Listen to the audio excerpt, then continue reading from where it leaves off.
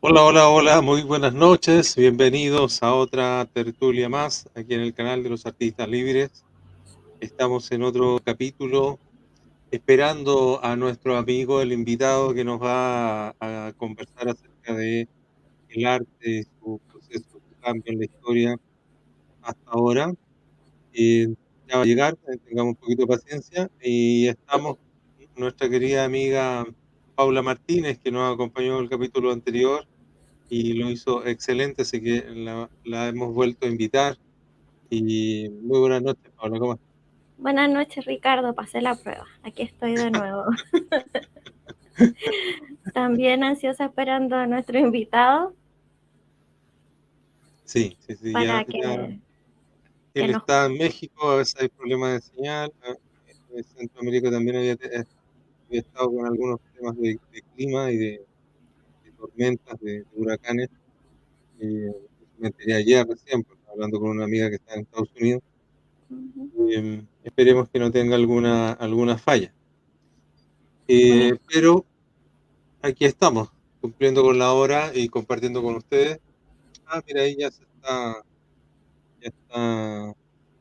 apareció una señal que se está empezando a conectar. excelente. Excelente, sí. Así que, bien, bueno, el arte en México es interesante, como todo lo que pasa en Latinoamérica, por ser uno de los países más grandes de América Latina. Ha sido siempre un centro casi de, que marca el norte de lo que se va a ir ocurriendo en otras partes de América, de Hispanoamérica, y, y ya está ya. Y entonces entender lo que pasa allá, de alguna manera, nos sirve para entender lo que va ocurriendo acá en otros países, y obviamente en nuestro vecino. Aquí ya se está incorporando Miguel. Vamos a... Hola, hola. Hola, ¿qué tal? Hola, muy buenas noches, Miguel. Un gusto que nos estés acompañando aquí en esta noche. Buenas ¿Cómo noches, estás? Miguel.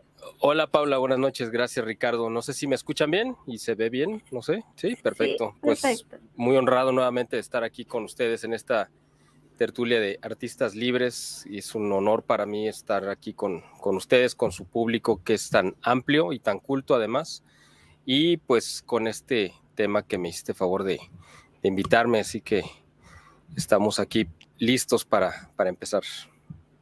No, excelente. Súper. Nosotros también. Eh, ¿Quieres que vaya pasando las imágenes mientras tú vas hablando? ¿Las quieres compartir tú? No, tú está bien. Si las tienes ahí a la mano, está perfecto. Sí, las tengo en la mano. A ver, voy a ver si es que no me equivoco.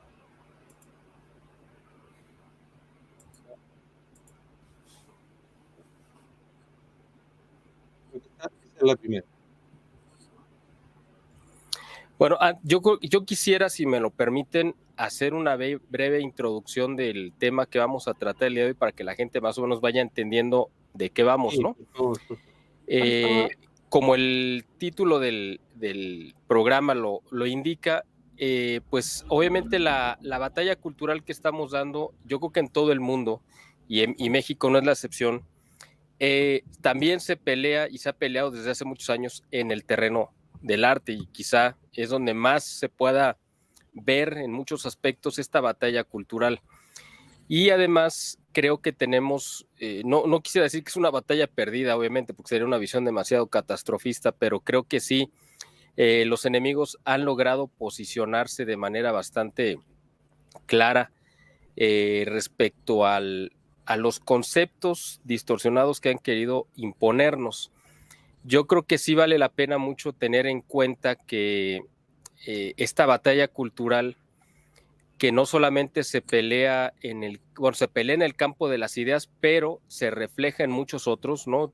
Puede ser la economía, la sociedad, la educación, el arte, la ciencia, etcétera, etcétera, pues ha tenido una particular forma de expresión en la pintura. Dentro de todas las artes, yo creo que la pintura ha sido uno de los terrenos donde más, cuando menos aquí en México, más se ha peleado. Y es el terreno o la herramienta que se ha utilizado durante mucho tiempo para transmitir de manera más clara ideas y conceptos, tanto sociales, religiosos o históricos.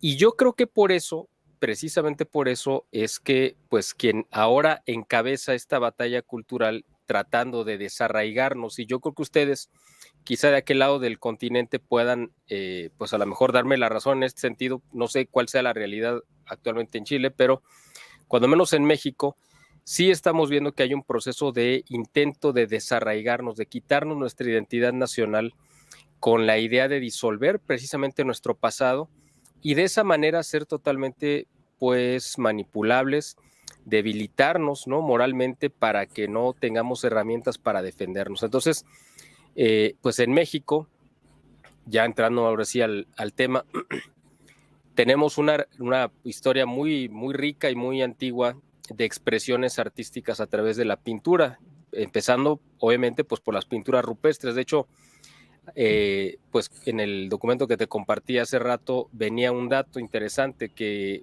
la pintura más antigua rupestre que se conozca, quizá no es la más antigua que haya, pero cuando menos es la más antigua que se haya descubierto hasta ahora, está en un estado de la República que es Baja California, es una parte de la península y tiene 7,500 años, y además algunas de las imágenes que yo creo que valdría la pena si tienes por ahí a la mano que se puedan compartir,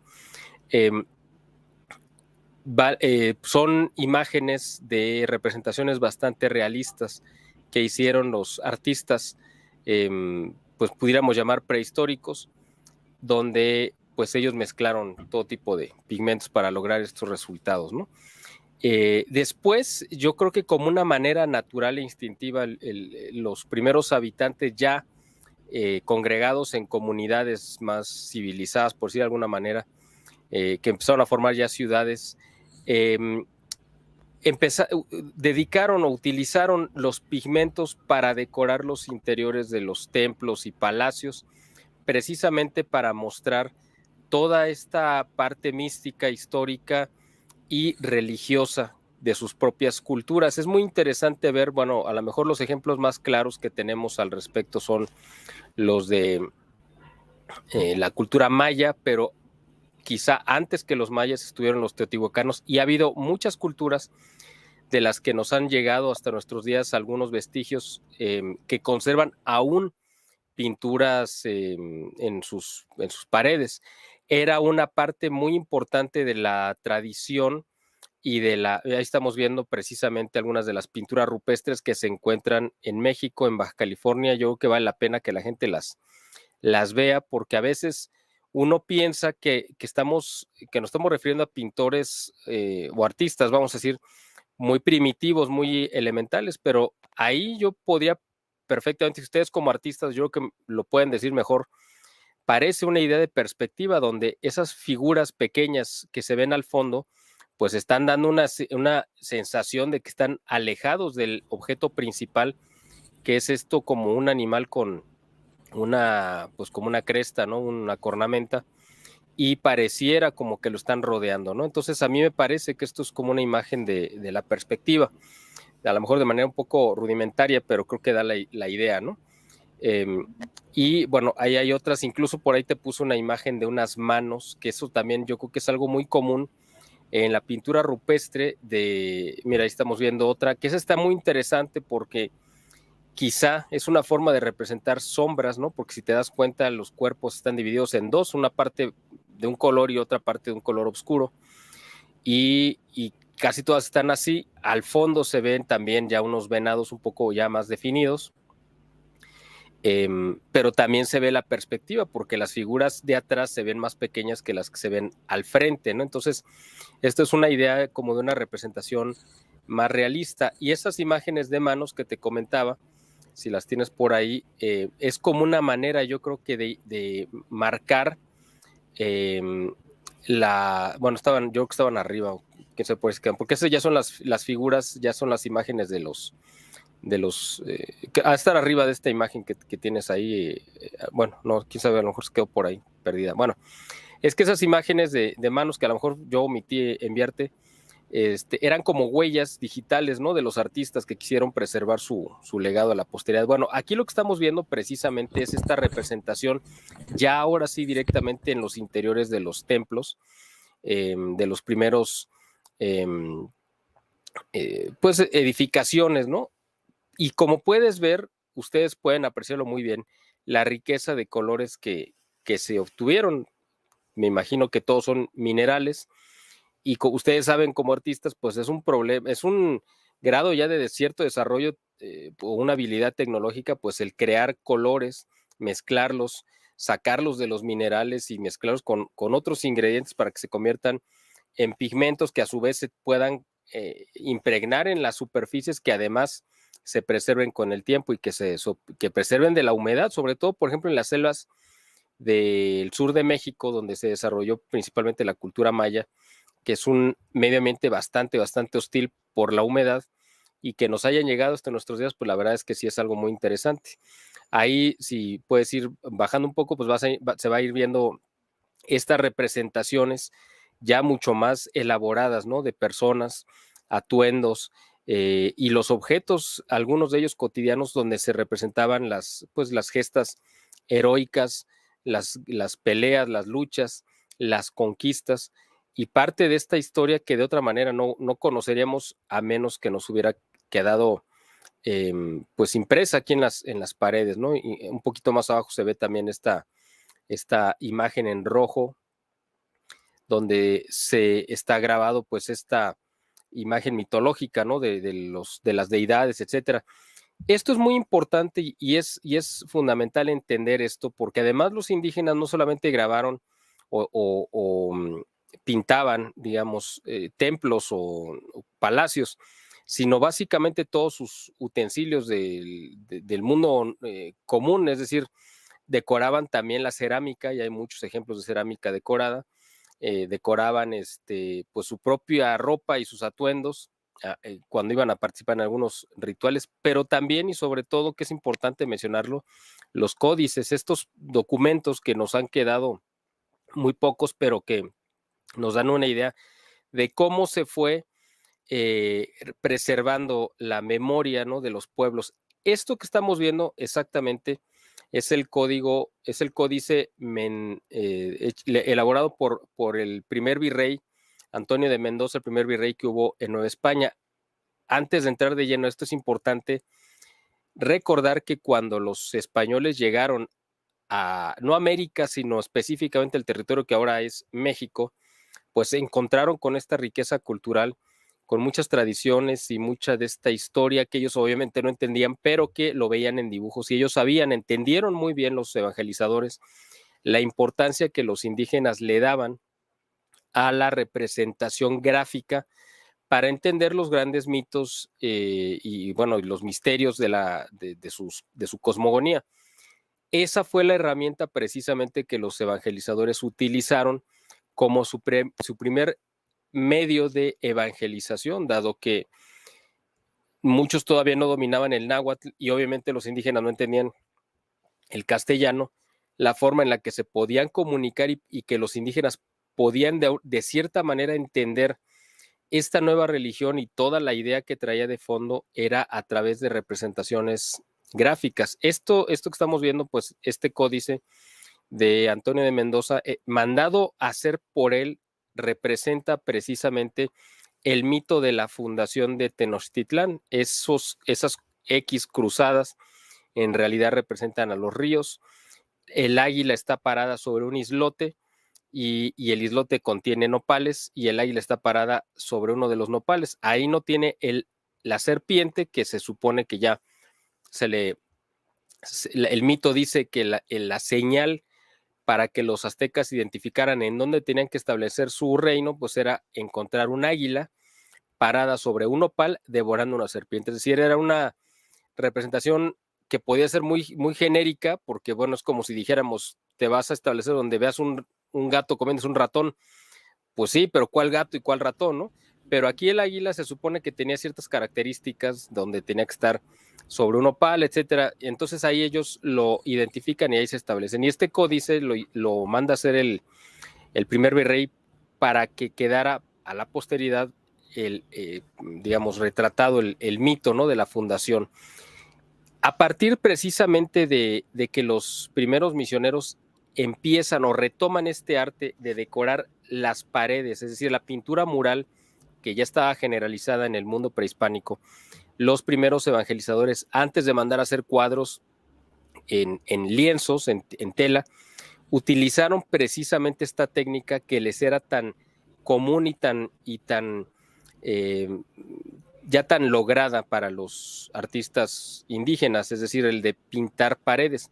¿Qué es lo que pintaron? Bueno, pues estos primeros edificios que se construyeron como conventos, algunos hospitales, iglesias, estaban pintadas directamente en la piedra. De hecho, las primeras capillas que uno recorre, digamos, en el siglo XVI, toda esa primera parte, ¿no?, que va de 1500, vamos a decir 19 o 21, si nos ponemos muy estrictos en cuanto a la caída de Tenochtitlán, hasta 1600, todos esos alrededor de 80 años, los conventos, los primeros que se construyeron, sí estaban decorados directamente sobre la piedra, o sea, sobre las paredes, pues.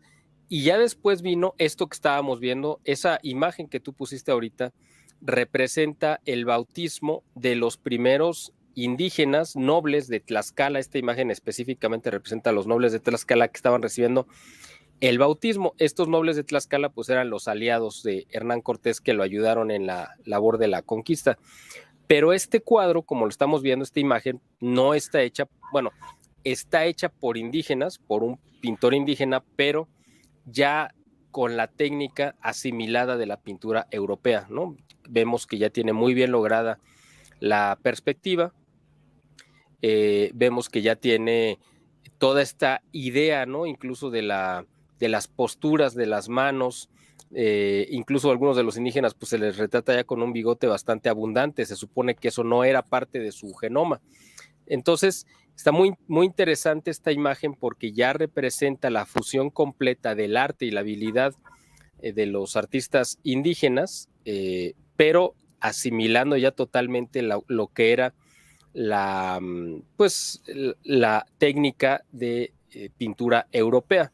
Si vamos bajando un poco más, se va a ver pues otras representaciones que se fueron haciendo cada vez más elaboradas. Bueno, aquí se representa otra imagen elaborada también por indígenas, donde se ve a esta pareja que es vamos a decir, es el Adán y Eva del Nuevo Mundo, es decir, estos nuevos fundadores de una nueva simiente, que es Hernán Cortés y doña Marina, su intérprete, pero además su consejera, y la mujer, creo yo, más importante de la historia de México, que fue la que permitió, por su habilidad, la conquista. Pero aquí vemos estos elementos que mezclan la parte de la tradición de la ilustración de un códice con elementos ya propios del dibujo, ¿no?, y del trazo europeos. Son interesantes estas imágenes porque son muy, muy del principio de la evangelización, pero como vemos, tienen la importancia de hacerle visible a los indígenas, pues esto por ejemplo nos da una idea. El que está sentado es el emperador y también Hernán Cortés, y está de pie doña Marina. Esto es muy importante porque en la tradición indígena ninguna mujer podía estar de frente, ni de pie, ni mirando al emperador. Eso era algo absolutamente inadmisible. La idea de presentar a doña Marina señalando al emperador, mirándolo de frente, y además, pues obviamente porque ella está de pie y Hernán Cortés se supone que está sentado, pues ella está por encima de él. Si ven la cabeza de ella tiene un poquito más de altura que la de Hernán Cortés, y eso también tiene una representación simbólica. Entonces los indígenas al ver esto entendían, porque esto es un códice que ellos lo leían visualmente, o sea, vamos, sí, lo leían con imágenes, no con palabras, no con letras. Entonces es muy interesante estas primeras representaciones, porque fueron las que ayudaron a hacerle inteligible a la población nativa lo que estaba sucediendo y los cambios en la sociedad novohispana, ¿no? Vamos a ir bajando para ir viendo otras imágenes. Gracias. Ahí vemos ya todo un retablo de uno de los primeros grandes maestros que hubo en Nueva España, un pintor mexicano, pero que aprendió toda la técnica de pintura europea y bueno, pues generó también pues una escuela, ¿no? Importante, porque bueno, este retablo que estamos viendo, que se conserva, es un pintor flamenco que llegó a América, estuvo en la corte de España, luego estuvo en Portugal y llegó a América precisamente invitado por el rey, porque pertenecía a la corte virreinal, ¿no? O sea, vino acompañando al virrey. Entonces, este pintor que aquí se casó y aquí hizo pues su familia y creó mucha fama, creó una escuela de pintura, y él estaba inspirado en otros flamencos como Durero, y él creó una escuela, y gracias a eso se enriqueció grandemente la pintura novohispana, porque ya había la habilidad, como ya lo vimos, de los pintores, pero les faltaba esa parte quizá de la técnica, que habían alcanzado su cúspide en el Renacimiento italiano, y que esa es la técnica que se vino a traer para acá y que aquí se enriqueció abundantemente, ¿no? Si quieren seguimos. Esa imagen que estamos viendo es un San Cristóbal que está en la Catedral Metropolitana de México. También es una obra de este pintor de Flandes, ¿no? Vamos a seguir viendo para ir dando un vistazo un poco más amplio. Ahí también vemos otra representación ya de otros pintores que muestran ya el dominio que tenían de la técnica de la pintura europea, que se asimiló de manera muy rápida aquí en México, y muchos de los grandes pintores que hubo en este periodo novohispano fueron criollos, es decir, a veces eran hijos de español o de española y de mexicana, y nacían aquí en México. Esto es muy importante porque la iglesia utilizó las grandes catedrales o los templos y capillas para evangelizar y transmitir los conceptos más complejos a través de la pintura. Y es muy importante decirlo porque la pintura tenía la facilidad de hacerle inteligible a la gente cosas que les podían platicar, pero que su imaginación cada persona lo podía entender de manera diferente. En cambio, la pintura hacía gráfico, hacía claro el entendimiento de ciertos conceptos muy profundos, como la Trinidad o el nacimiento de Cristo, los misterios de la vida de Cristo, su nacimiento, la adoración de los reyes, la pasión, muerte y resurrección, la ascensión a los cielos, o sea, todos los misterios y algunos de los pasajes más importantes del Antiguo Testamento a la gente le eran muy fácil de asimilar a través de la pintura. Ustedes como artistas pues saben que tiene ese poder la pintura de transmitir esas imágenes que de otra manera pues quedarían pues sujetas a la imaginación. Es muy importante entender esto porque hubo grandes pintores de obras muy grandes. Esta que estamos viendo está hecho por Miguel Cabrera, que es probablemente quizá el pintor novohispano más importante durante los 3 siglos que hubo, que existió Nueva España. Es un pintor, aquí ya estamos viendo, es un cuadro que tiene todas las características de un cuadro renacentista. A la mujer que estamos viendo, no sé si ustedes en Chile la conozcan o la identifiquen, es Sor Juana Inés de la Cruz, la escritora e intelectual novohispana más importante que ha habido seguramente en América, ¿no? ella se carteó con obispos, reyes, príncipes, intelectuales, literatos de Europa. Lo más granado de la intelectualidad europea, se intercambió cartas con Sor Juana Inés de la Cruz, que ella fue miembro de la corte virreinal y después decidió tomar los hábitos para continuar con su... Ella había llegado al límite de su conocimiento humano, había devorado todos los libros que se podían leer en ese momento, y entonces el siguiente nivel para ella pues fue entrar al convento. Pero esta imagen que estamos viendo, este cuadro de Miguel Cabrera, como ustedes pueden ver, tiene la perfección ya absoluta de los grandes cuadros del siglo de oro español. Es decir, podemos ver ahí ya la mano perfectamente el ejemplo, pues la escuela de un Velázquez, de un Murillo, de gente de ese calibre en España, y Miguel Cabrera alcanzó ese nivel de una manera pues bastante alta, bien lograda, ¿no? Ya a finales de la época novohispana se creó una academia de arte, ya ahora sí dedicada al arte, porque antes de eso pues los pintores aprendían a través de los talleres, es decir, había un maestro que tenía un taller, tenía discípulos que eran sus ayudantes y los iba formando, y después ellos se convertían en maestros y ya se independizaban. Pero una academia como tal donde se enseñaran las técnicas más avanzadas que había en Europa se crea hasta el último periodo prácticamente de la época novohispana.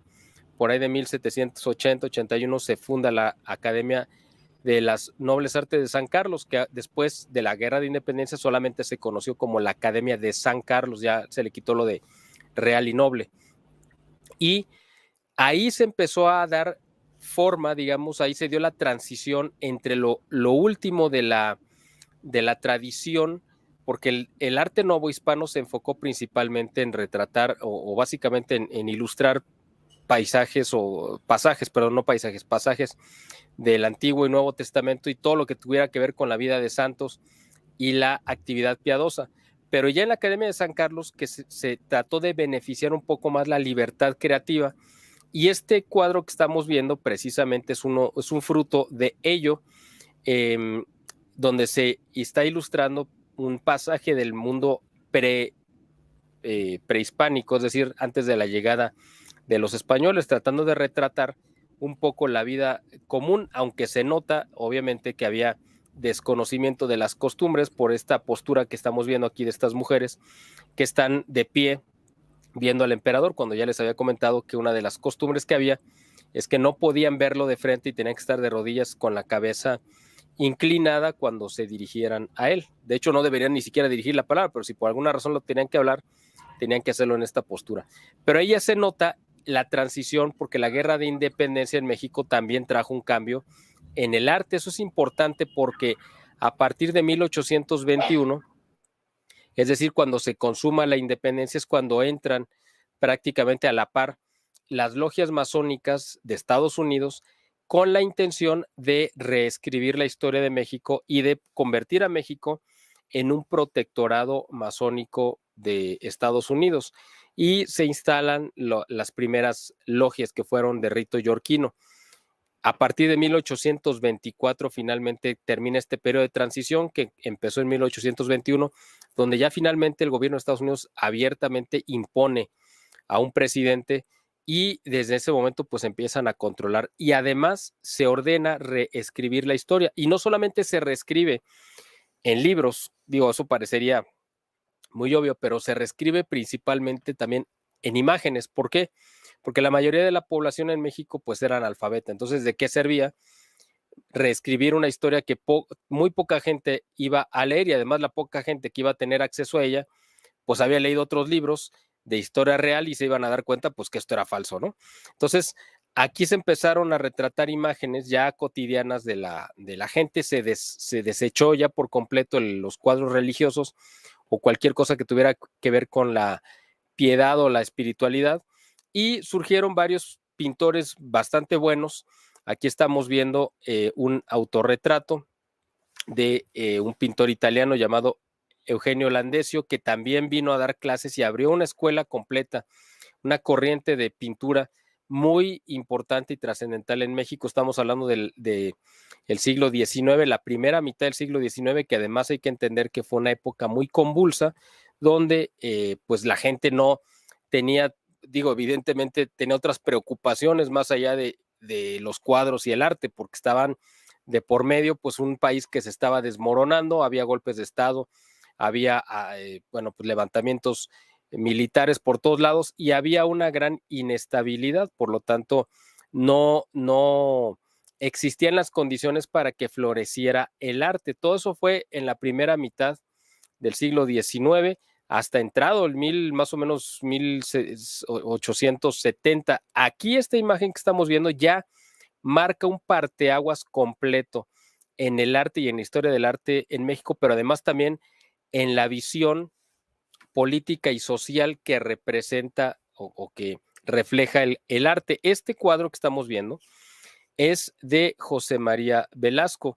José María Velasco fue un pintor y científico mexicano que además fue botánico y era experto en cuestiones de geografía y reflejó en sus cuadros precisamente toda esta maestría y este conocimiento. Fue como un Leonardo da Vinci que tenía una gran cantidad de conocimiento sobre los terrenos y logró impregnar atmósferas científicas en sus cuadros. Pero no solamente esto, a lo que iba y por qué es el pintor más importante de este periodo y seguramente del siglo XIX es porque él se convirtió en un como especie de portavoz a través de la pintura del progreso que se estaba dando en México con el gobierno de Porfirio Díaz, que inició en 1876 y duró hasta 1911. Estos 30 años que fueron de estabilidad, desarrollo, progreso, industrialización, permitieron también por la bonanza económica y por el patrocinio del gobierno que florecieran todas las ramas de las artes, no solamente la pintura, sino la arquitectura, la música, el teatro, la literatura, etcétera, y evidentemente pues la pintura no fue la excepción. Y José María Velasco fue quizá el hombre que mejor retrató este periodo de estabilidad y de interés de parte del gobierno por mostrar la belleza y la armonía, porque ahorita más adelante van a ver el contraste entre los cuadros maravillosos de José María Velasco con lo que vino después de la Revolución. Además, otro rasgo característico de José María Velasco en este cuadro que estamos viendo es que él mezclaba, aparte de los paisajes, con la mano del hombre abriéndose camino a través del progreso. Aquí vemos un ferrocarril, no sé si se alcanza a ver, pero Sí, se ve perfecto.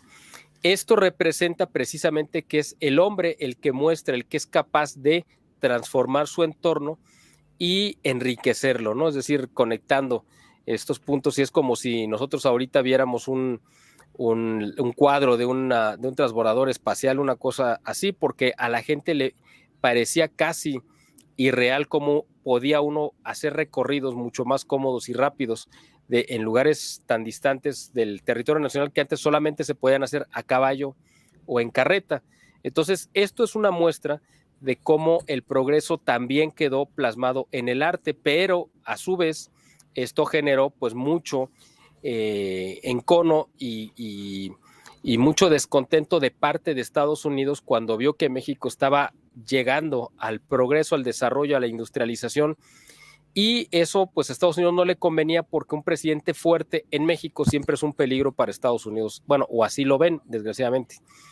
Y se gestó desde Estados Unidos un golpe de Estado para tirar al general Porfirio Díaz, que es este presidente que duró 30 años, un poquito más, al frente de México, y que había llevado nuestra moneda, por ejemplo, el peso, yo sé que ustedes también le llaman así a su moneda, el peso mexicano llegó a estar a la par del dólar, es decir, valía lo mismo un peso que un dólar.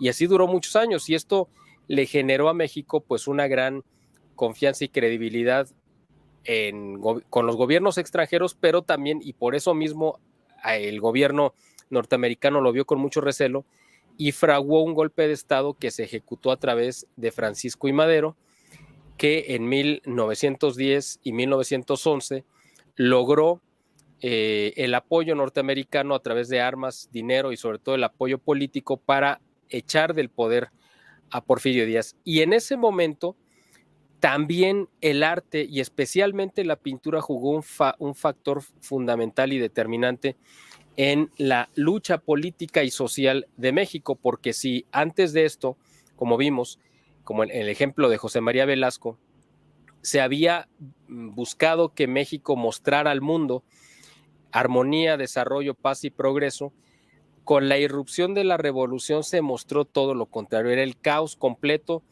Ahí estamos viendo ya cómo entra por primera vez en México estas ideas que en ese momento eran pues innovadoras, novedosas, ¿no? Del marxismo y figuras como la que estamos viendo de Lenin y una que estaba atrás, creo que era de, no, esa está bien, la de Lenin efectivamente, ya retratada a través del muralismo. El muralismo fue un fenómeno que se dio en México, pero hay que entenderlo también porque precisamente una de las intereses del gobierno de Porfirio Díaz era, como lo había dicho, propiciar el desarrollo y el florecimiento de las artes. Y una de sus estrategias fue becar a los artistas más destacados para que se fueran a estudiar a Europa, ¿no? Y muchos de los pintores como Diego Rivera,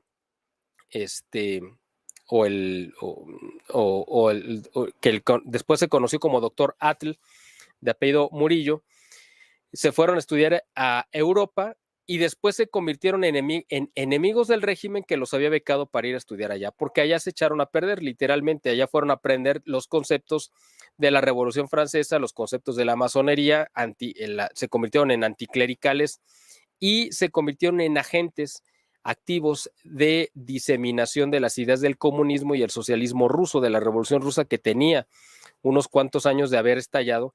Y aquí se traen a México estas ideas revolucionarias comunistas y además abandonan la idea de armonía y belleza que se relacionaba con el régimen anterior para adoptar una pintura mucho más primitiva y mucho más grotesca, con la idea, según ellos, de decir es que esto está mucho más apegado a lo que era la pintura prehispánica, la pintura indígena, y nosotros renegamos del pasado hispano-católico de México, es decir, de los 300 años de la vida novohispana, pero además también renegamos del legado clasicista o clásico del periodo de Porfirio Díaz, que duró 30 años. Así que ellos toman los pinceles y gracias al patrocinio del gobierno revolucionario tienen acceso a decorar los principales edificios públicos y en ellos, como vamos a ir viendo en estas imágenes,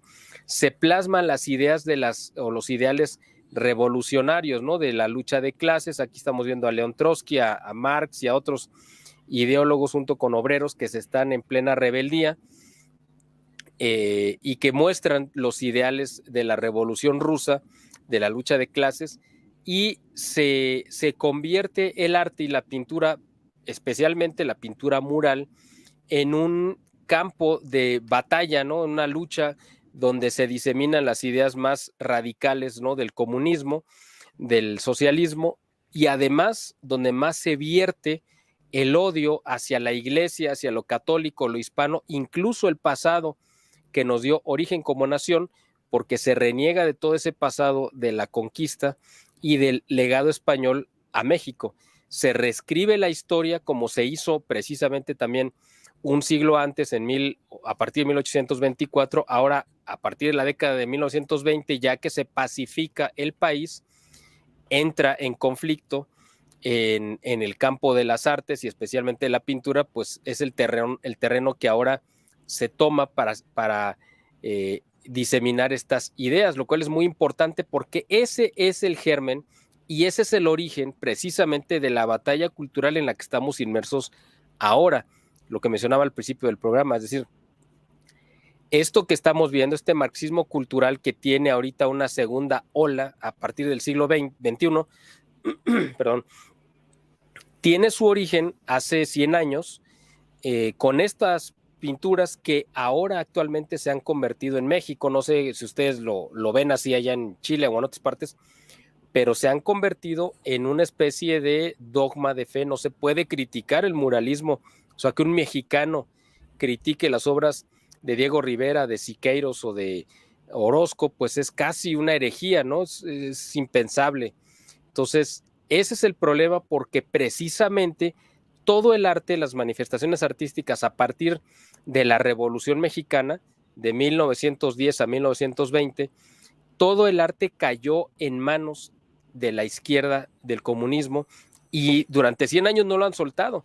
Y todas las manifestaciones artísticas más relevantes en la literatura, en la, pues incluso parte del cine, el cine se salvó unos años, pero después cayó, pero en la pintura y en la música han sido, o sea, me refiero a la música clásica, no a la música popular, pues han sido tomados por los artistas que están infectados del virus, del socialismo, del comunismo, de la izquierda, de la antihispanidad y del anticatolicismo.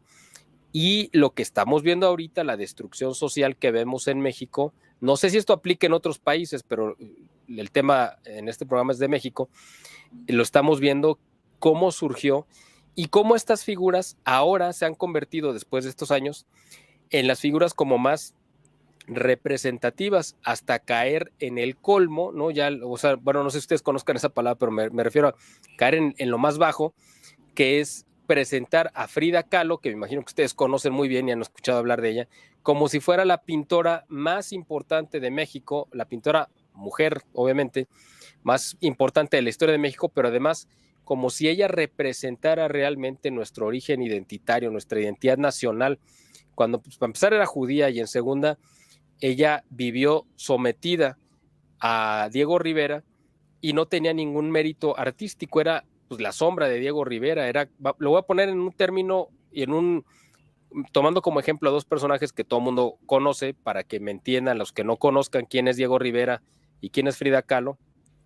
Hagan de cuenta que así como John Lennon tuvo una Yoko Ono, que era una mujer que se le pegó y que no tenía ningún mérito, bueno, a mí no me gustan los Beatles ni soy admirador de ellos, pero pues Yoko Ono no tenía ningún mérito, y su único mérito o gracia pues era ser la concubina de John Lennon. Bueno, pues acá es el mismo caso con esta Frida Kahlo, que su único mérito era pues ser la sombra de Diego Rivera, y ahora se presenta a nivel mundial como como un estandarte del feminismo, porque además era bisexual esta mujer, y se presenta como una mujer emancipada cuando vivió todo el tiempo sometida a Diego Rivera. En fin, es un personaje del que no vale la pena ocuparse, salvo porque no lo han querido presentar a nivel mundial como si fuera la representante, lo máximo a lo que ha llegado la pintura en México en cuanto a la tradición de la pintura relacionada con una ideología política, porque además Frida Kahlo y el mismo Diego Rivera pues fueron activistas, o sea, fueron activistas políticos, sociales, en favor del comunismo. Ellos gestionaron ante el gobierno de Lázaro Cárdenas en los años 30, cuando era presidente, para que pudiera venir como refugiado político a México León Trotsky, que estaba siendo perseguido por Stalin. Y de hecho a León Trotsky lo matan en México, en la Ciudad de México, pero ellos estaban involucrados totalmente, eran agentes de hecho, ¿no? de los intereses rusos, y después pues fueron investigados por el gobierno norteamericano. ¿Por qué? Pues porque todo lo que estaban pintando y lo que difundían pues iba en contra de los valores, por supuesto, ¿no? o los intereses norteamericanos. Un poquito más abajo viene un cuadro, si lo puedes mostrar, de Siqueiros, ese que estamos viendo, que es una cosa grotesca, representa a los demonios.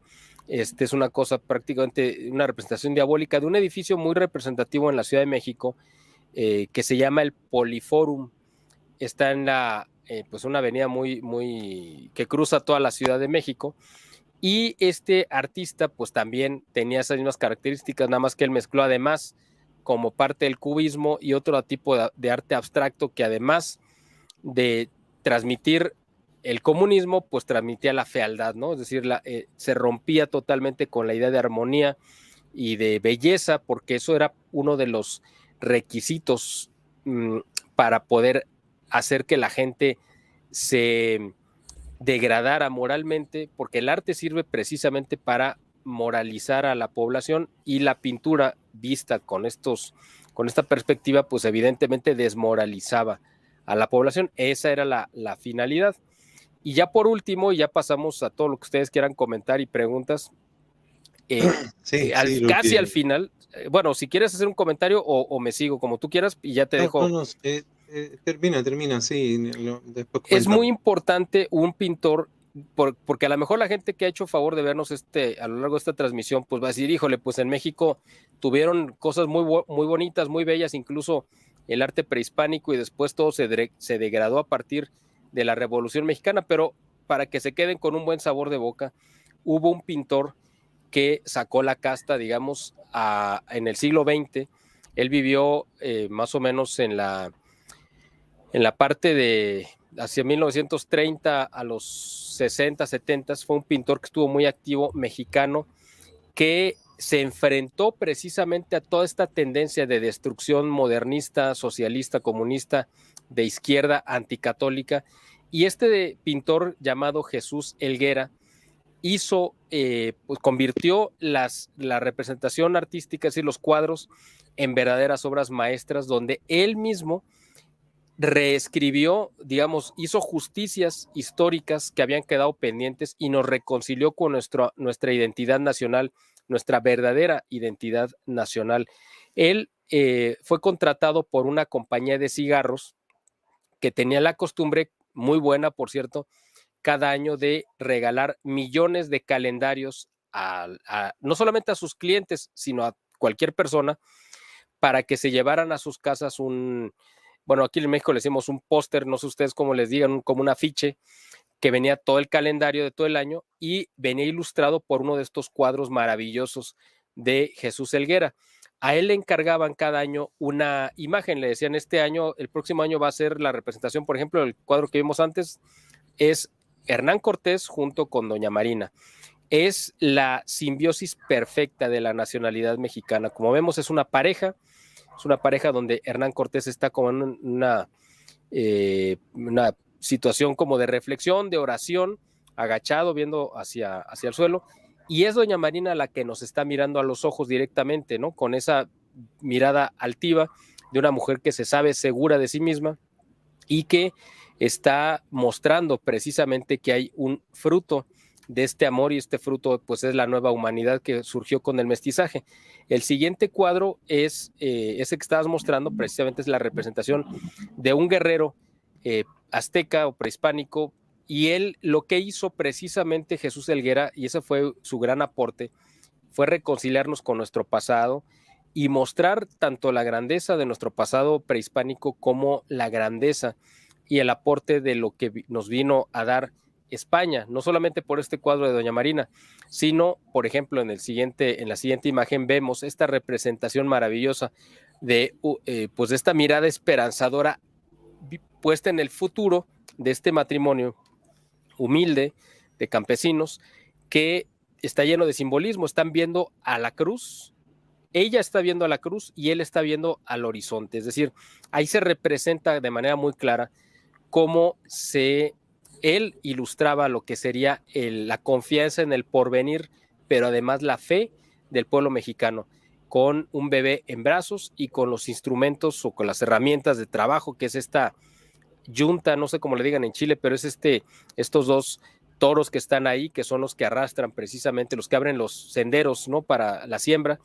Entonces es una imagen muy, muy simbólica, muy representativa. Ahí estamos viendo a la patria, está representada la patria, es esta mujer que lleva la bandera de México y lleva de la mano a un niño con unos brazos, con unos libros bajo el brazo. Eso representa precisamente la manera en la que Jesús Helguera quiso representar la confianza en el futuro, donde se le garantizaba a un niño un futuro mejor, porque tiene ciertos detalles que son muy interesantes. El niño lleva zapatos para empezar, y lo cual podría parecer pues irrelevante, pero es importante porque representa ya que tenía el suficiente dinero la familia como para calzarlo, porque eso no era tampoco algo tan común. Lleva libros, además, va bien vestido el niño y va viendo también su mirada puesta hacia el futuro, mientras que la patria va con los ojos cerrados, como representando esa confianza precisamente que no tiene ni siquiera que mirar porque sabe que va hacia un buen camino. La otra imagen que tenemos es este matrimonio que está dentro de un templo rezando precisamente, y se muestra la belleza, ¿no? Tanto del hombre como de la mujer, los dos con una pues mirada recia, él, ¿no? Con mucho carácter, y ella pues mostrando esa belleza y esa confianza, igual que el niño y la mujer están viendo hacia el mismo lugar y se entiende que será hacia el crucifijo, están dentro de una capilla. Y esto representa precisamente, fue una manera en la que ilustró Jesús Helguera la vida espiritual de México, es decir, él contrarresta toda esta historia y tratar de llenar a la gente, ¿no? De que el comunismo había llegado para desterrar el catolicismo y que el catolicismo eran ideas retrógradas que debían de superarse. Pues Jesús Helguera, a mediados del siglo XX, da su propia batalla cultural a través de los cuadros, mostrando y regresando además los conceptos de armonía, belleza, y mostrando que el arte es algo absolutamente trascendental.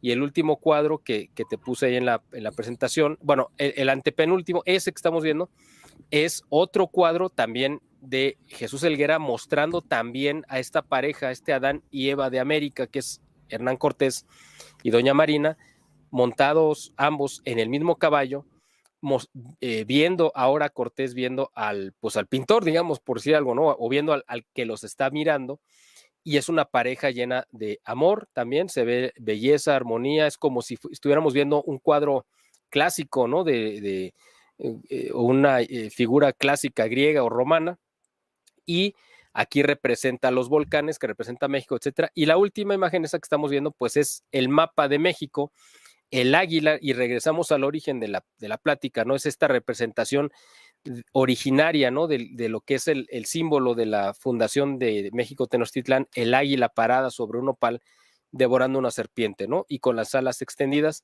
también viendo, digamos, hacia el porvenir, esa águila está protegiendo a México, y además México, esto es importante decirlo, esa aparente nube, pues es el mapa de México, pero es importante que lo digamos porque Jesús Helguera también ahí hace una declaración política, está mostrando a México el mapa que era el territorio original de Nueva España antes de que Estados Unidos nos arrebatara la mitad de nuestro territorio. Así que es como el hecho de que el águila, el ala del águila esté cubriendo por completo ese territorio, es como diciendo, es una declaración diciendo, este territorio es nuestro, nos pertenece.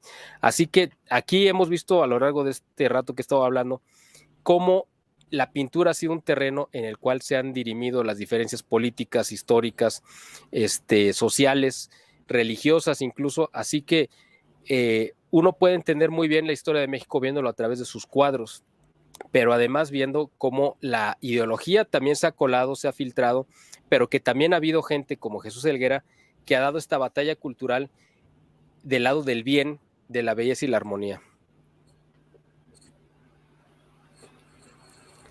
Muy bien, excelente, Miguel. Excelente. No sé si, Paula, ¿tienes alguna pregunta, algún comentario? Bueno, es que él nos dio una cátedra aquí, no hay mucho que comentar, o sea, más que nada quizás hacer una comparación con lo que ha pasado acá, que de igual manera si quieren borrar la historia, pero no todas, no la que les conviene. Y también veo en las representaciones que fuimos viendo, bueno, primero como que se contaba la historia y después hubo como un cambio de paradigma cuando empezaron con la lucha de clase y bueno, se empezó a meter el mal porque el mural o la fotografía que se expuso que estaba en rojo, que tenía los demonios, en el fondo es como tratar de meter el mal, para que nosotros lo veamos como una obra artística, y en el fondo es para cambiar tu estructura mental. Pero en las últimas fotos se puede ver cómo de alguna manera se logra volver a la esencia del ser humano, que es lo que es real, lo que es armónico. No sé si podría comparar, si bien acá también han entrado con el afán de destruir un poco el paradigma de lo que es el arte, debo decir que los murales marxistas que mostraste o las fotografías son mucho más lindas que lo que hay acá. Mucho más artístico, porque acá en realidad lo único que se han dedicado es como los graffiti, a rayar, como a destruir un poco el orden de lo que uno tiene en su cabeza de lo que es bello, de lo que como debería ser.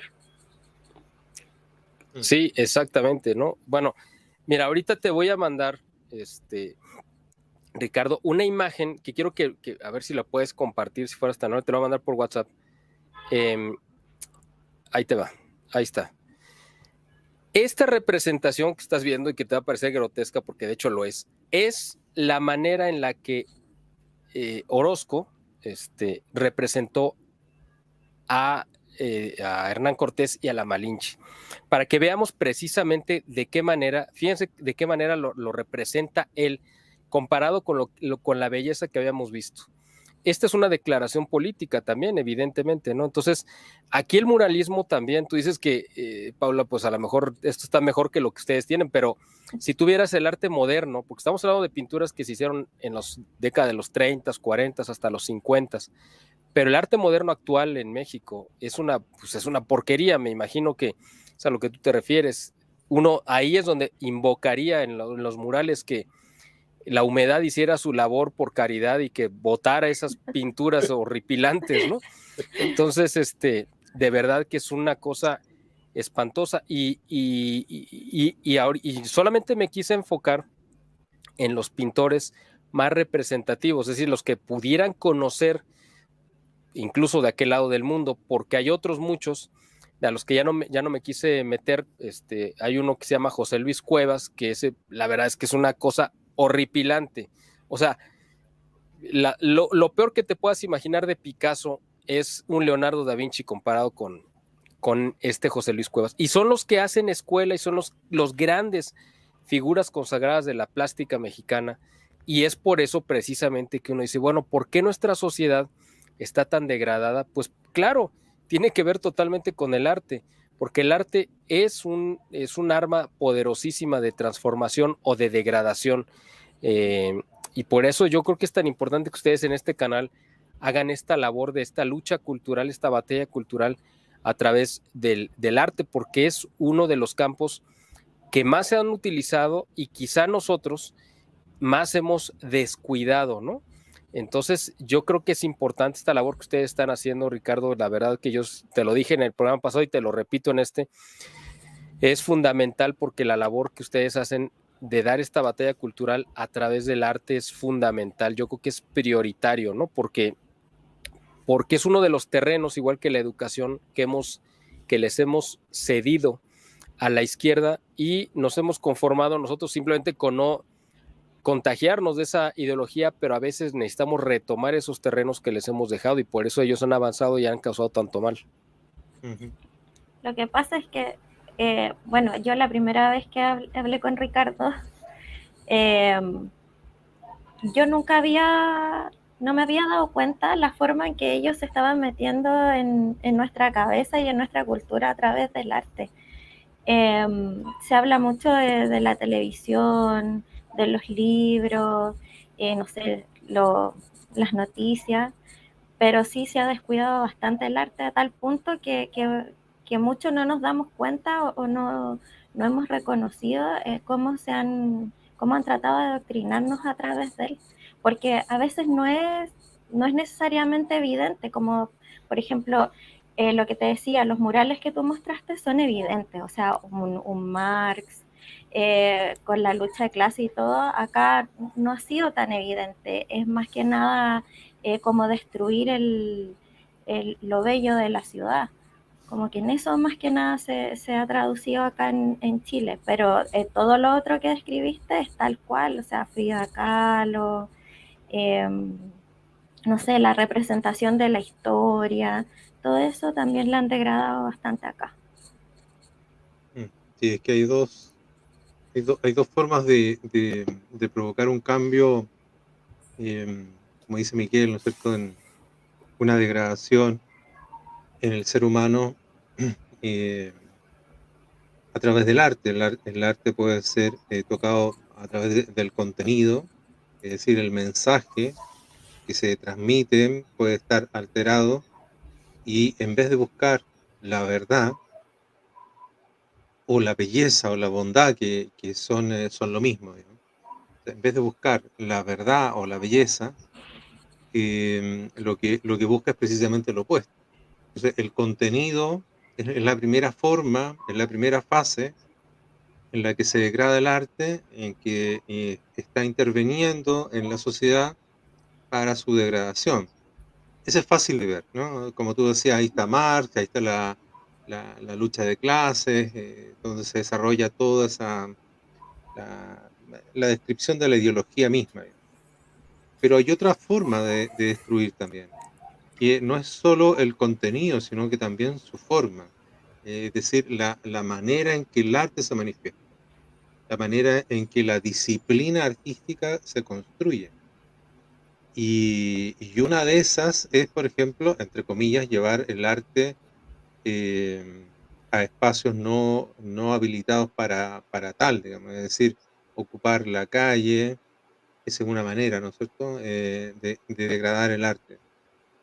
Y de deformar o desfigurar, quitarle forma a la disciplina misma, que la música ya no tenga armonía, no tenga melodía, se centre en algo cacofónico, o con la plástica, que es lo que estamos viendo ahora, que caiga de lleno en la abstracción.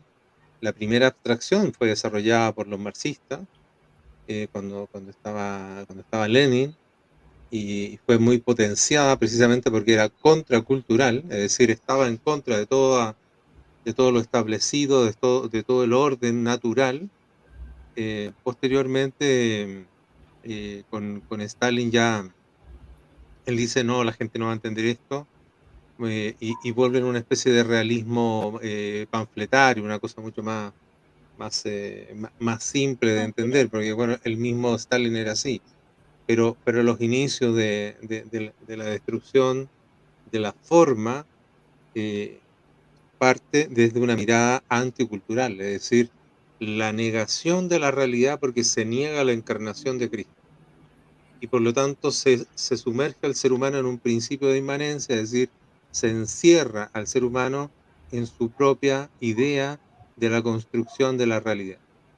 Y para eso está el arte abstracto, para eso están las manchas, para eso está todo aquello que no dice nada, pero con este no decir nada, igual está diciendo, está proponiendo que la realidad no es, que la realidad, si es que es, no tiene orden, y que si es que tiene un orden, el orden lo construye cada hombre, cada individuo.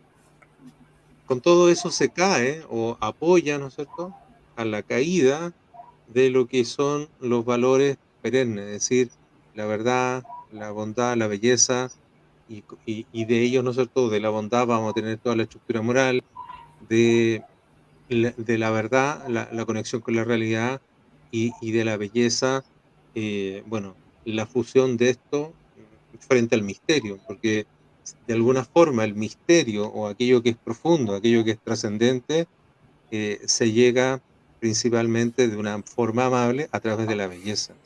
La belleza es el primer puente para acercarse al misterio. Si no hay belleza, no hay forma de que alguien tenga la inquietud o menos que tenga la predisposición, la inclinación a enfrentar al misterio. Entonces, el arte, como tú bien nos has mostrado, Miguel, tanto en México como en todos los demás países, ha seguido ese mismo camino. Y lo peor es que nuestro sector, digo sector que no se siente identificado con la corriente marxista, criminal, ¿ya? Todo ese sector ha comprado la idea, comprado acá en Chile se dice comprado como que uno lo ha asumido como verdadero, Sí, ¿no? Como sí, acá lo también ha igual. tomado como Aceptado. verdad, Ujú. eh, la idea que el arte es inocuo. Es decir, yo puedo disfrutar de algo A y mañana de algo B, o puedo comprar la Z o puedo comprar la X, y no me pasa nada porque todo se justifica con el simple gusto. el gusto relativo y subjetivo, ¿eh? Entonces tenemos frases como bueno, es que todo depende del gusto, cada quien tiene su verdad, tenemos que respetar todas las opiniones, todo es posible, y eso nos va sumergiendo en una especie de relativismo que no está apelando a la libertad como se presenta, ¿no? Se presenta como una especie de paladín de la libertad, pero en realidad lo que esconde es la destrucción de la verdad, ¿eh? La aniquilación de la verdad. Porque cualquiera que intente mostrar una verdad objetiva, una belleza objetiva o un bien objetivo es inmediatamente atacado como alguien que está en contra de todas las opciones y de todas las posibilidades y de todo lo que se nos venga en gana. Así es, exactamente, ¿no? Yo creo que es muy, muy claro, y por eso es el arte siempre tiene que ir de la mano con la armonía, la belleza, porque es parte de su esencia real, y cuando se busca, cuando lo desarraigas, cuando lo separas, ¿no? Supuestamente el arte de una manifestación artística armónica y de belleza, entonces le quitas su esencia y lo conviertes a partir de ese momento ya en una herramienta ideológica para destruir. Ya no tiene que ver con el arte, que el arte tiene siempre una misión moralizadora, trascendental, de mostrar muchas veces precisamente esos grandes misterios de los que hablábamos y de los que tú me hacías mención, que no se pueden entender de manera racional, pero que podemos llegar a captar de alguna manera similar viéndolos o escuchándolos, ¿no? A través de la música también. Pero cuando le quitas esos principios fundamentales, entonces, porque además nuestro organismo, el cerebro, nuestro espíritu reacciona y está en armonía precisamente con este principio, porque es el principio con el que Dios creó o hizo la creación, ¿no? De armonía, belleza, orden, etcétera. Entonces, cuando tú rompes eso, cualquier manifestación artística, el mismo nuestro cerebro, nuestro espíritu, nuestro ser, nuestra materia lo rechaza, necesariamente se enferma. ¿Por qué? Pues porque le estás dando un alimento que lo destruye, que le va a hacer daño. Entonces, el arte tiene esa particularidad de que te puede, pues prácticamente hasta matar, te puede matar el alma, y al matarte el alma, es decir, puede hacerte llegar a perder la fe, o llegar a incluso a albergar el odio que destruye. Es decir, es un arma muy poderosa de destrucción, o puede ser una herramienta de construcción, que esa es la diferencia entre ser un arma y una herramienta. Te ayuda a levantar una civilización o te puede ayudar a destruirla también.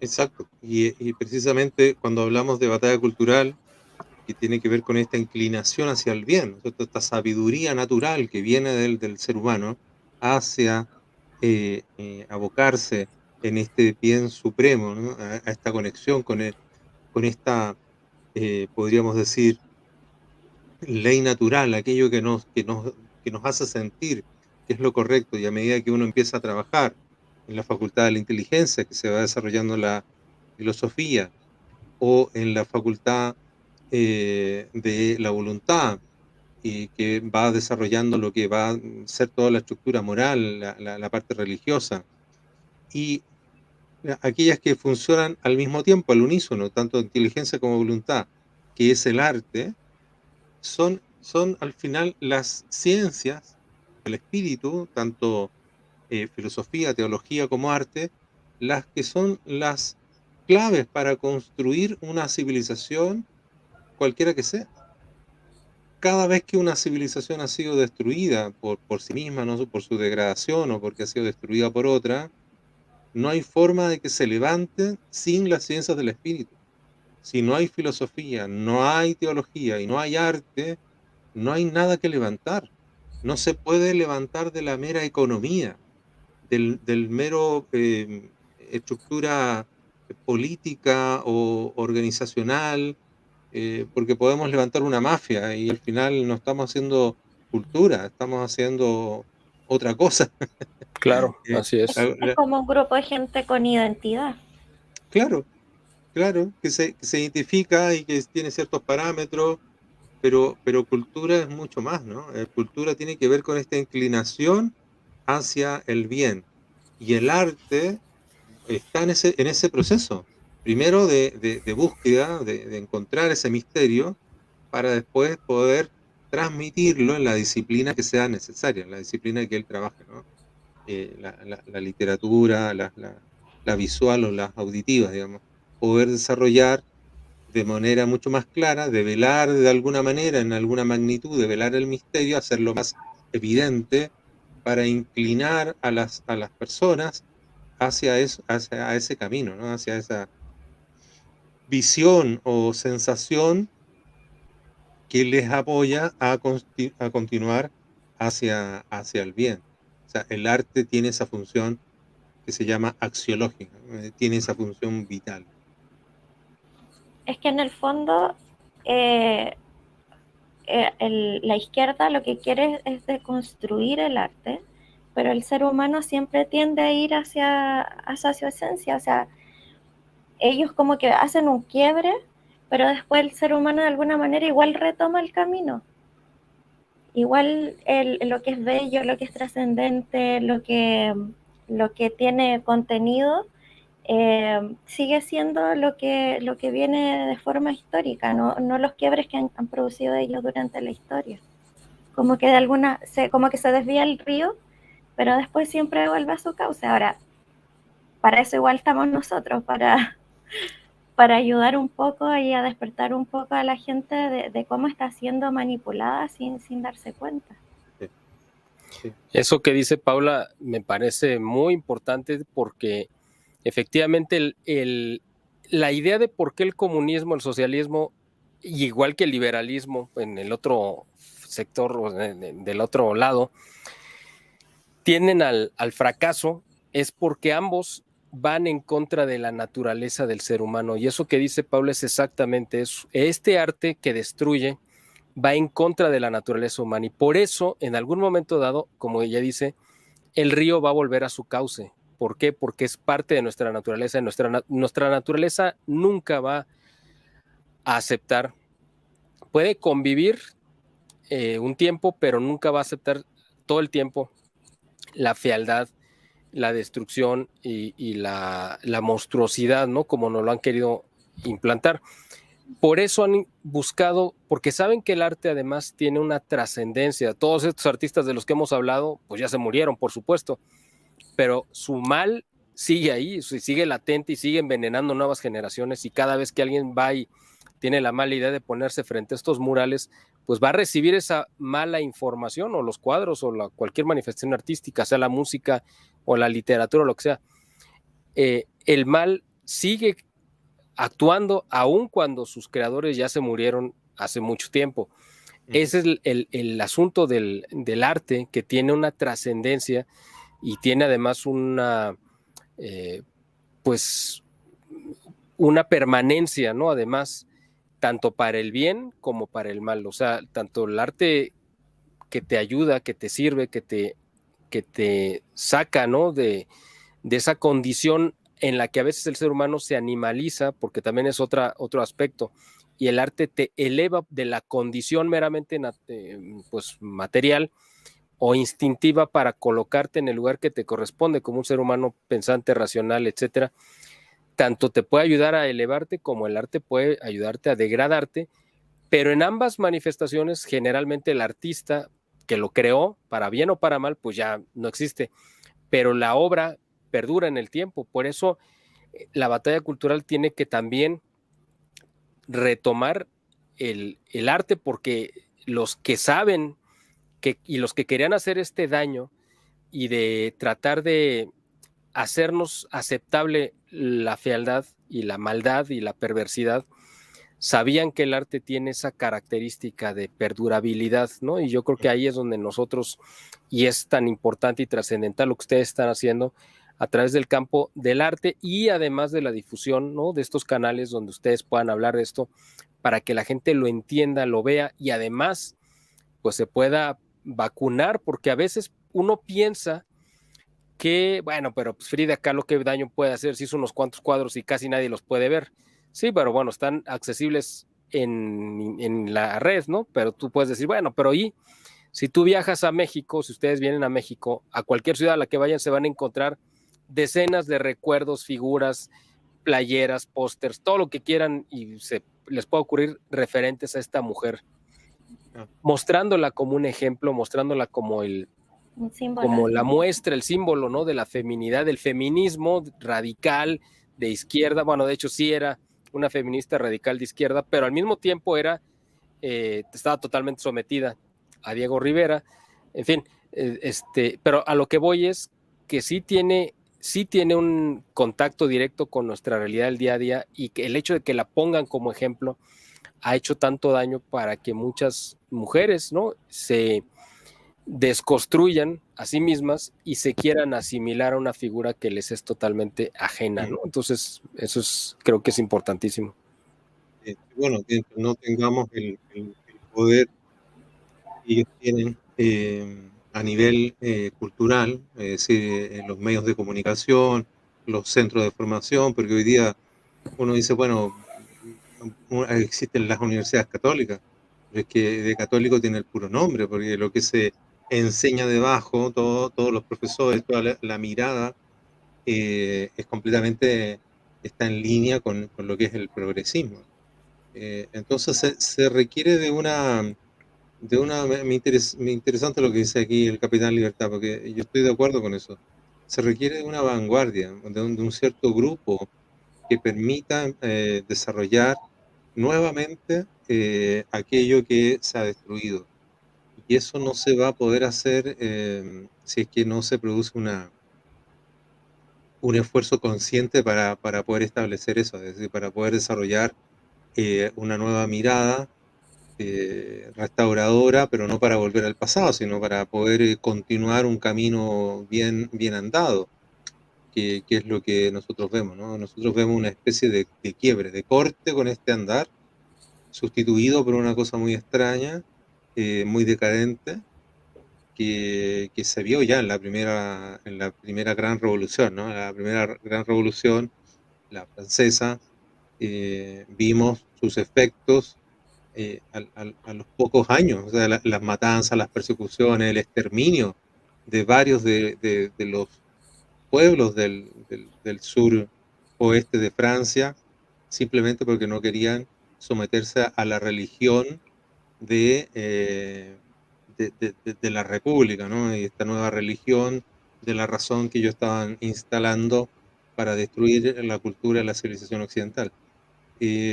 Con la primera revolución vemos ya esos intentos de cambio cultural que se van a ir sucediendo, primero en Francia, después en Alemania, después en Italia, en España, y esto no ha parado, o sea, ha sido una guerra constante a tal punto que hoy las nuevas generaciones, los jóvenes sobre todo, que son los que más sufren esto, gran parte de la decadencia cultural la toman como si fuera algo positivo, lo toman como si fuera mira, esto es divertido, esto es entretenido, hacer cosas feas, hacer cosas rupturistas, esta esquizofrenia de tener que estar buscando siempre hacer algo nuevo, sustituir la palabra nuevo por lo bueno, es decir, en vez de estar preocupados de hacer un buen arte, están preocupados de hacer un nuevo arte, y un nuevo arte que siempre va a estar condenado a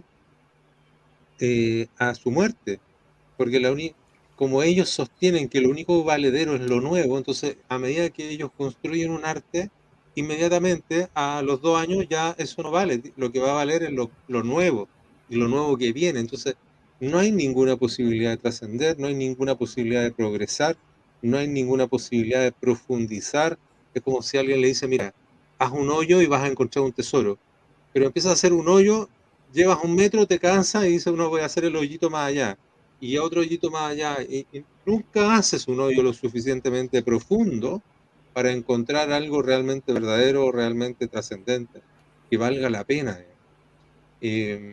Bueno, ha sido muy interesante, Miguel, excelente tu presentación, nos quedó una imagen muy nítida de lo que ha sido el proceso en México, los murales que tú dices que nadie puede que es casi un sacrílego el Criticarlos. el criticarlos.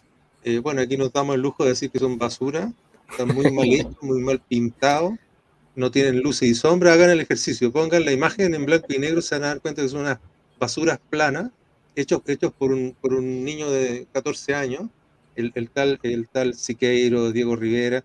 Incluso, contradiciendo un poquito lo que tú dices, me parece que pinta un poco más la Frida que el propio Diego. Pinta un poco más en el sentido Tiene de que la más imagen talento. tiene un poco más de volumen y un poco más Lo de que color. pasa es que, déjame aclarar ese asunto. Realmente Frida era muy mala pintora, pero pésima. Sí, Y pero entonces Diego aún era así el que pinta le más que el otro. corregía, pero imagínate, Diego era el que le corregía los cuadros. Es decir, los cuadros que tú ves de Frida o que se asume que son de ella, realmente quizá la mitad o más están hechos por Diego Rivera. O sea, ella Ya. hacía Bueno, ciertos trazos y todo, y entonces llegaba él y se los corregía porque la verdad es que eran peor de lo que quedaron. Imagínate cómo sí, estaban. pero lo de Diego era muy infantil, ¿no? Era una cosa de propaganda, ¿no? Era como una especie de letrero con esteroides. Era Sí. una especie de cartel, de panfleto con esteroides. Pero, y por eso de los planos, los planos de colores, qué sé yo, con una perspectiva muy básica, un dibujo muy básico. Pero bueno, vamos a continuar en otro programa, Miguel. Yo creo que hay un tema más profundo, porque hoy día tuve un acercamiento a lo que era el arte y este proceso en la plástica en México, pero tenemos que ir abordando lo que es la parte de mayor contenido en esta transformación que puede, para bien o para mal, el arte afectar en la sociedad. Yo creo que eso es muy importante, darle varias vueltas, varias conversaciones. Así que te voy a dejar, aprovechando el momento, te voy a dejar invitado para otro día para que podamos conversar ya de lleno, nos sentamos a conversar, a hacer una especie de tertulia de ese tema que es tan interesante. Sí, bueno, yo encantado. Y además hay un tema por ahí también que es importante mencionar, nada más lo digo de pasada para que después se pueda abordar.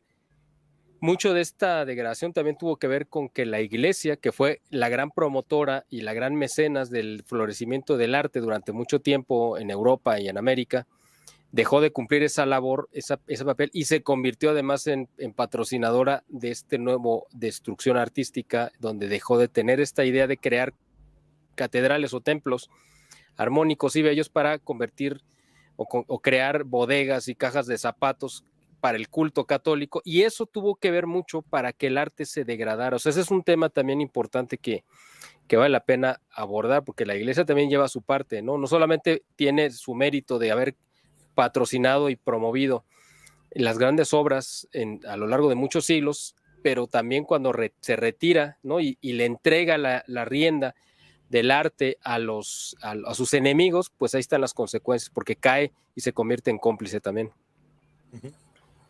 Bien, vamos a tomar ese tema también. Paula, ¿las últimas palabras? Miguel, muchas gracias por estar con nosotros. Bueno, compartir todo lo que nos expusiste, ver que no estamos tan solos. En realidad sabemos que esto es un problema ya casi mundial, sobre todo aquí en Latinoamérica. Pero me refiero a no estar tan solo en el hecho de estar trabajando en esta vanguardia, como decía Ricardo, para poder despertar un poco a la gente. Y bueno, con respecto al arte, lo que se ha convertido como en ser, convertir el arte en algo subjetivo, cómo nos ha ido dañando. Así que muchas gracias por estar con nosotros hoy día. No, al contrario, gracias a ustedes por invitarme, Paula y Ricardo. Es un honor para mí estar aquí, un placer además compartir con ustedes, y gracias a Dios, como tú dices, pues que va uno encontrando gente en el camino que pues a veces uno piensa que es el único que tiene estas ideas, y cuando uno encuentra gente que comparte, pues es de verdad muy reconfortante. Y toda la gente que hizo favor de dejarnos sus mensajes, los voy a leer ahorita que termine la transmisión, y les agradezco de antemano a todos los que hayan hecho algún comentario. Y gracias, Ricardo, por este tiempo que me permites estar en tu canal con tu audiencia, y ya sabes que encantado cuando gustes invitarme. Muy bien, muchas gracias. Gracias a ti, Paula, por acompañarnos. De verdad agradezco mucho que estés aquí. Siempre un aporte tu mirada. Gracias a ti por la invitación. Y Miguel, una excelente presentación, así que muchas gracias. Y bueno, y a todos los amigos los dejamos invitados a la siguiente tertulia el próximo viernes. Muy buenas noches a todos. Buenas noches a todos. Buenas noches. Gracias por acompañarnos.